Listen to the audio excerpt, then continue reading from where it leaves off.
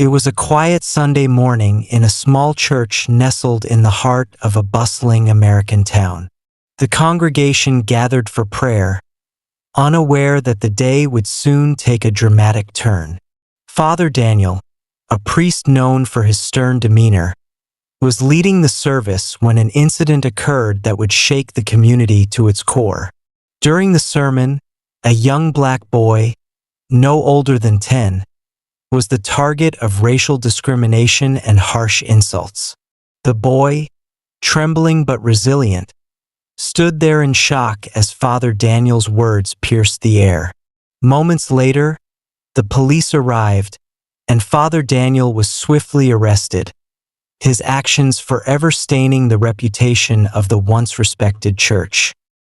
As Father Daniel was led away in handcuffs, the church was filled with stunned silence. The congregation, once loyal followers, whispered among themselves, unsure of how to process the shocking event. Some couldn't believe what had just happened, while others felt a deep sense of betrayal. The boy, whose name was Marcus, remained still, his face a mixture of confusion and quiet strength. Despite the hurtful words he had just endured, he didn't shed a tear.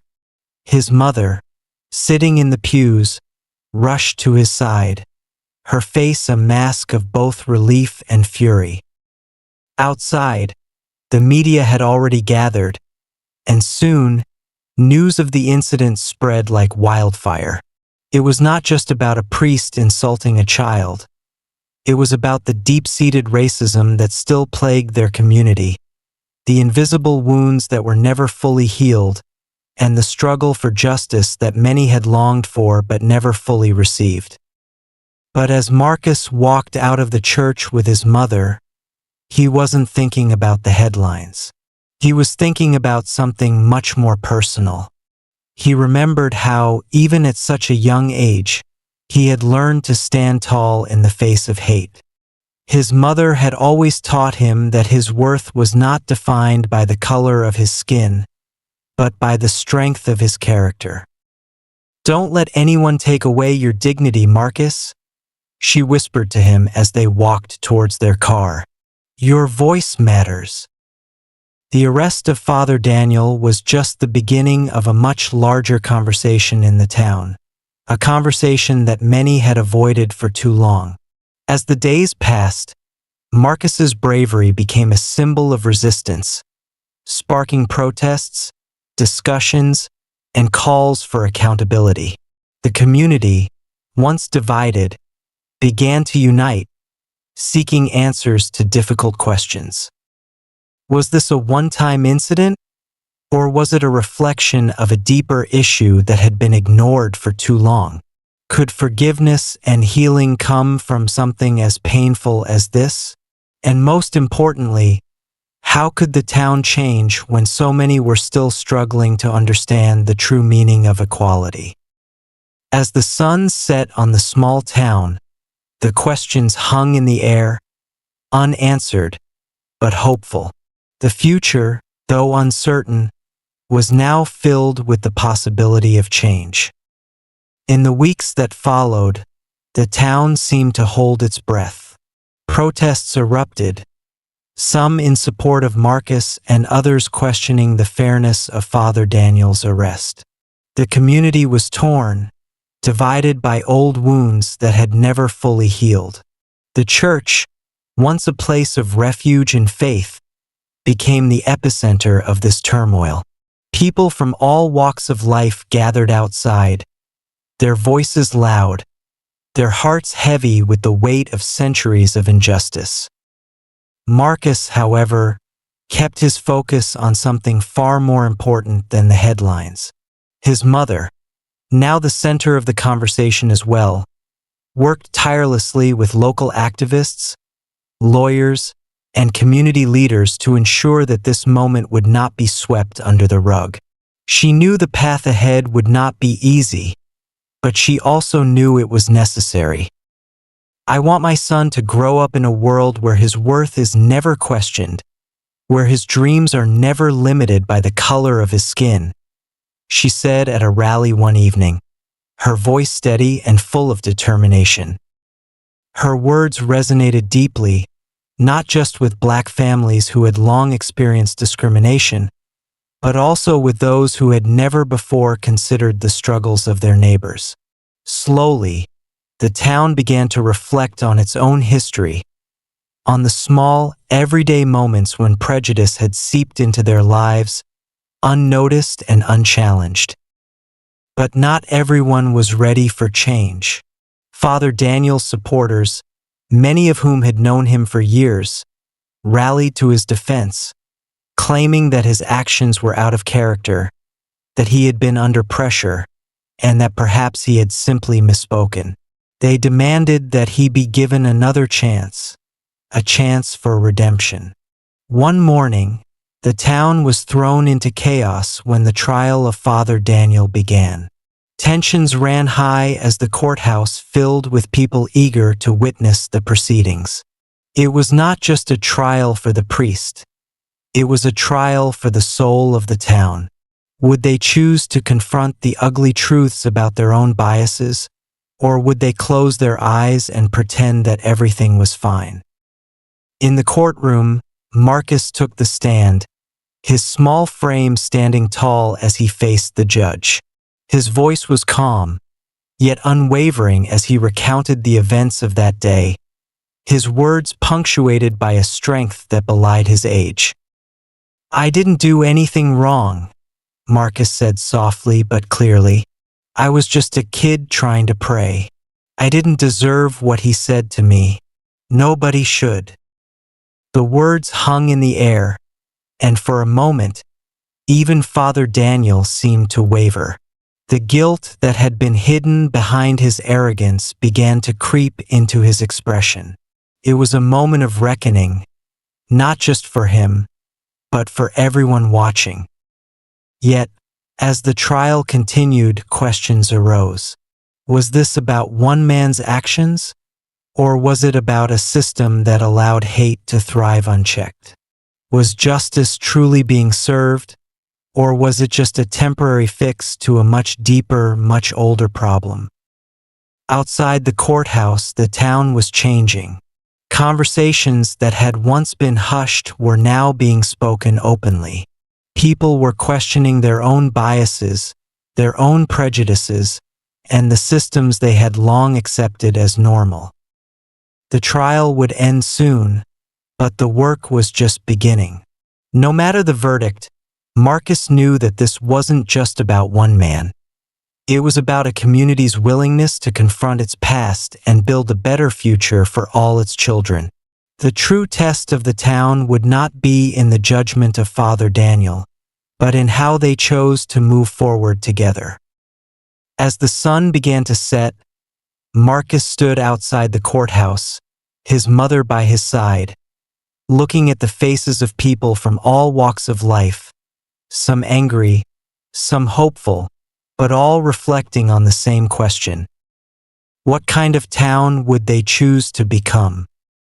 The days following the trial were filled with uncertainty. The jury deliberated, the town holding its breath, unsure of what would come next. The courtroom had seen impassioned speeches, emotional testimonies, and an undeniable shift in the air. Yet, outside those walls, life seemed to go on as usual, but the tension was palpable.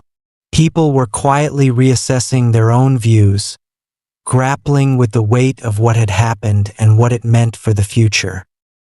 For Marcus and his mother, the fight was far from over. Although they knew that the trial's outcome would be important, they both understood that the real work lay in the long road ahead. Challenging systemic injustice, rebuilding trust, and ensuring that future generations wouldn't have to face the same hate and prejudice. One evening, as the sun dipped below the horizon, Marcus's mother sat with him on their front porch. It had been a long day, full of rallies, discussions, and moments of uncertainty. But there was a quiet strength in the air as they watched the sky change colors. "You know, Marcus," she began softly. What happened with Father Daniel? It's not about him anymore. It's about how we as a community choose to heal, how we choose to move forward. Marcus nodded, his gaze fixed on the horizon. It feels like everyone's waiting for someone else to do something, like they're just waiting for a sign. His mother smiled, a small, knowing smile. Sometimes the sign doesn't come. Sometimes we have to be the sign. The conversation was a quiet reminder that progress wasn't something that would be handed to them. It was something that had to be fought for every day. And even when the world seemed divided, there were moments where change could begin with small acts of courage, with people standing up and saying enough. The next day, the jury finally reached a verdict. The courtroom was filled with anxious energy as the judge took his seat and the verdict was read aloud. We find the defendant guilty of racial discrimination and insult, the judge declared, his voice steady, though the room was buzzing with the weight of the moment. However, due to his position in the community and his previously unblemished record, we are recommending rehabilitation over immediate incarceration. The crowd erupted. Some cheered, relieved that the church would be allowed to heal and rebuild, while others were angered, feeling that the punishment did not fit the crime. Marcus's mother stood still, her eyes unwavering. She had known that the road to justice wouldn't be simple, that it would require more than just a legal victory. For Marcus, it wasn't the verdict that mattered most. It was the quiet conversation he overheard after the trial between two of his classmates. They were talking about how different it felt now to hear people discuss race openly, without fear. How people were beginning to understand that racism didn't just happen in overt acts. It was embedded in everyday life, in the things people said, in the assumptions they made. The trial, in many ways, had been the spark that ignited something bigger. The town had been forced to confront the reality of its history, and while not everyone was on the same page, there was a sense of movement, of change beginning to take root. As the days turned into weeks, conversations about race, justice, and equality continued to unfold. More town meetings were organized, where people of all backgrounds came together to listen, to share their stories, and to work toward a common understanding. Marcus's voice, quiet yet powerful, began to take on a role far larger than he could have imagined. He was invited to speak at schools, at community gatherings, and his words carried a weight that others could not ignore. The future was uncertain, but Marcus felt a sense of hope. He knew that there were still struggles ahead, that the road would be long and difficult, but for the first time, it felt like the town was finally ready to walk it together. And then, one afternoon, as Marcus and his mother were walking through the park, a stranger approached them. A woman, middle-aged with kind eyes, introduced herself. "I was at the trial," she said, "and I wanted to tell you, your courage, Marcus, it's inspired me. It's made me rethink everything. I've decided to take a stand in my own life." That moment, simple as it was, spoke volumes, because it wasn't just one person speaking out.